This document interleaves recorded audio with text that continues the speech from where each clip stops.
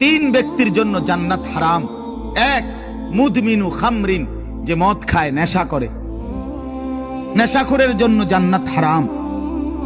নেশাখোর, মদখোর, গাঞ্জাখোর, ফুট্টাখোর, বাবাখোর, ডাইলখোর, এ জান্নাত তার জন্য হারাম। দুই নাম্বার হলো আকুল ওয়ালিদাইন, পিতা মাতার অবাধ্য সন্তান, মা বাপকে যে কষ্ট দেয়, মা বাপকে যে নাফরমানি করে, মা বাবার যে অকৃতজ্ঞ, মা বাবাকে যে জুলুম করলো, মা বাবার হক আদায় করলো না, আল্লাহ রাসূল সাল্লাল্লাহু আলাইহি ওয়াসাল্লাম বলেন জান্নাত তার জন্য হারাম।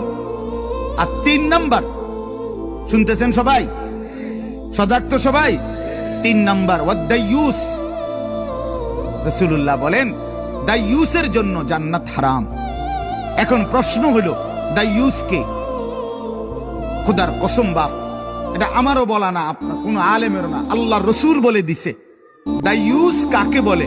রসুল বলছে ওয়াদাইয়ুস আল্লাযী ইউকিররু আহলাহু আল খুবুস। দাইয়ুস বলা হয় ওই পুরুষকে, ওই ব্যক্তিকে যে তার স্ত্রী সন্তান পরিজনের জন্য গুনাহ, অশ্লীলতা, নাফরমানিকে স্বীকৃতি দেয়, মেনে নেয়, গ্রহণ করে নিছে, তার জন্য জান্নাত হারাম।